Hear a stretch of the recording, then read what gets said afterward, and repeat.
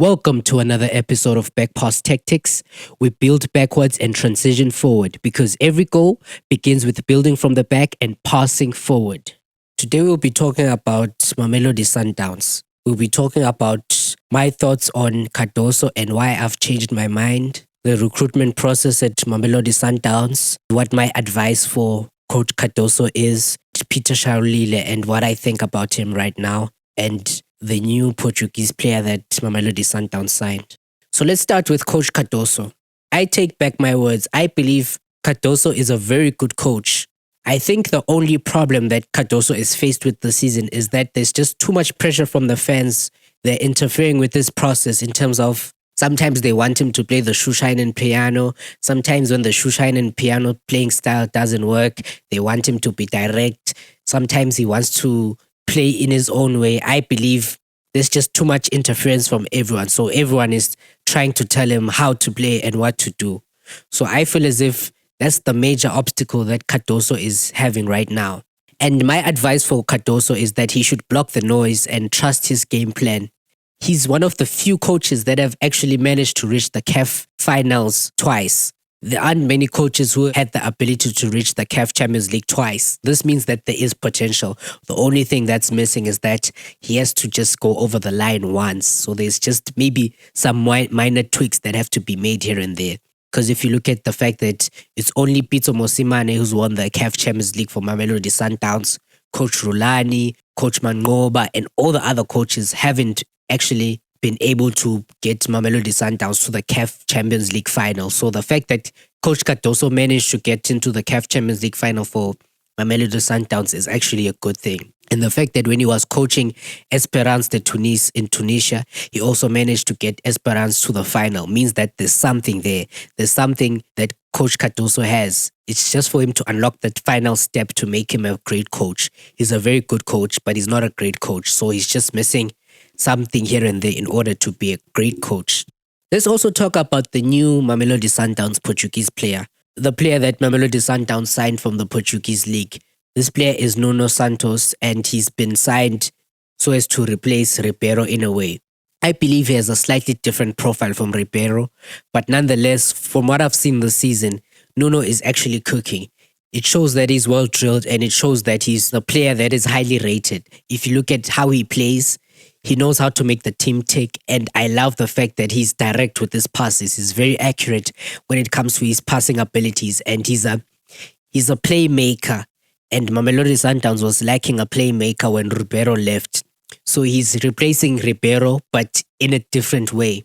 And I love the fact that Sundowns actually took a player who was playing in the Portuguese league, a player who was actually getting game time in the Portuguese league. So I give credit to Mamelodi Sundowns recruitment team because they signed a player who was playing regularly in the Portuguese league. And the Portuguese league is among the top 10 leagues in the world.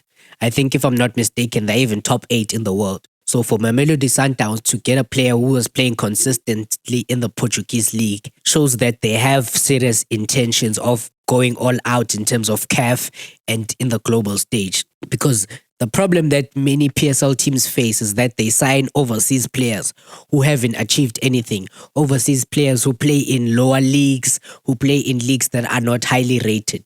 So the fact that Sundowns was able to go and fetch a player who was playing regularly in the Portuguese league shows me that the recruitment team at Sundowns is doing very well.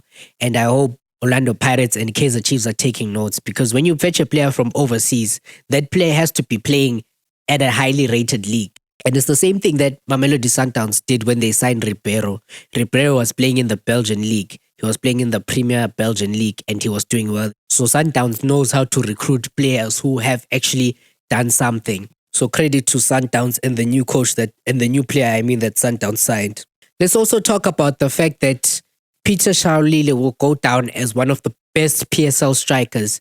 He is a poacher. We haven't seen something like this in the PSL for a long time. We haven't seen such a consistent player. He's a poacher and he knows how to chip in goals. And this season, I'm seeing the fact that in as much as Peter Shalulile is aging, but his goal contributions and his effort is still up there. I was expecting him to dropped the standard this season, but it's clear that Peter Shalulile is one of the most consistent strikers that the PSL has ever produced.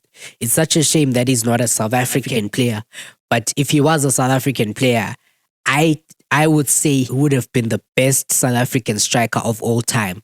If you look at goal contributions and the consistency that he had. And I hope that he'll stay at Sundowns for at least 2 more seasons, because Peter Shalulile is clearly a great player. And the fact that the performances that Peter Shalulile has had have actually made Sundowns not play Motiba as much, because the fact that Peter Shalulile is maintaining his standard, the fact that Reiners is cooking, means that a player as highly rated as Motiba is not getting as many chances and minutes as he usually does.